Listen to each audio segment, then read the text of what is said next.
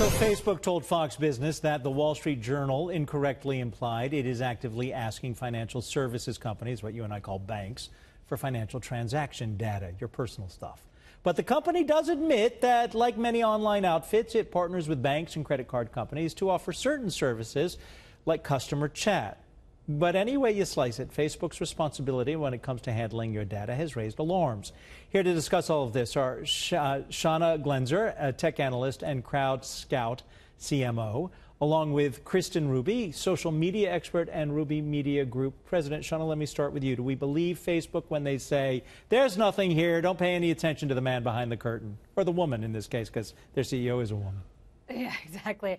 You know, I think that Facebook has good intentions here. It is awful timing for this news to come out. But look, they're trying to make, well, they have good intentions in that they're trying to get more people on Messenger, right? Trying to make it more convenient. 1.3 billion monthly active users. Yeah, well, yeah.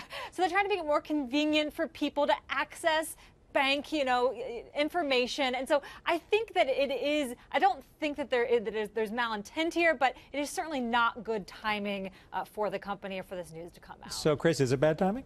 Of course. I mean, it's very bad timing, and Facebook, the news just keeps getting worse and worse by the day with Facebook and the, sort of a propaganda machine around it.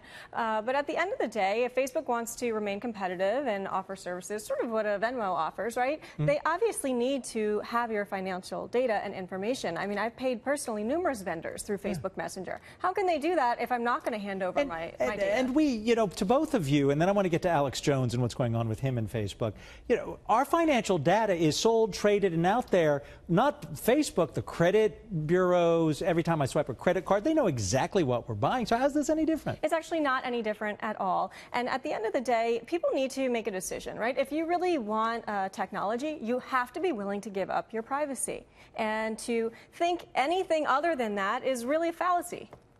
Okay, so let Shannon go. You were going to say something? All I was going to say was, yes, there's this trade-off for personalization, for convenience, and your data, and that's going to continue to be the future. All right, I want to talk about something that was in an op-ed today. David French, Alex Jones, InfoWars, or whatever he calls it. It's a deplorable site. A lot of people, I think, and I used that word. I know the tweets are going to come, and people are going to say horrible things.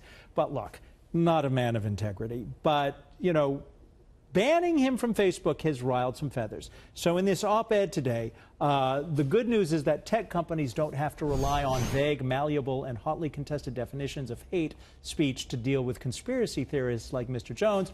The far better option would be to prohibit libel or slander on their platforms. And that was David French writing. I believe he's also he's a lawyer who deals with free speech issues, but also a writer at the National Review. Shauna, let me ask you. Facebook's a private company. There's no First Amendment right to be on Facebook. So good riddance, Alex Jones. Or is there something else at play here to consider? Hey, listen, Facebook is a place where you have freedom of, expression on Facebook. It's not a free speech protected place per se. And I think that what you're seeing here is Facebook drawing the line between, misinformation and hate speech. And I actually kind of disagree. I think that with David French, I think it's actually easier to draw a line around hateful speech and violent rhetoric than it is to talk about libel and I want to get Chris on this. Why doesn't somebody just have a free-for-all social media? No no restrictions whatsoever. Yeah, so here's really what the problem is. If we look at the facts of the situation, what you have is Silicon Valley is largely liberal. It is not politically diverse. And when you couple that with journalism, we have a real problem right now because social media companies are becoming they're taking the place of real journalists, right? So who is determining what is real news? No, they're not. What is fake I would news? disagree with you. They're not taking the place. They just retweet or they repost what we write. And if conservatives could launch, if this truly is the problem, launch conservative Facebook and then put all the stuff you want on. That would be great if there was conservative Facebook, but so far Koch brothers got a lot of money. Yeah, so far there isn't. Yeah, and it's a problem. And this whole Alex Jones situation is a nightmare and the beginning of what could be mass censorship. Perhaps. I got to get to another. You know what? Let's not get to the other issue. Shauna, would it be mass censorship or come on? There's no right to be on Facebook.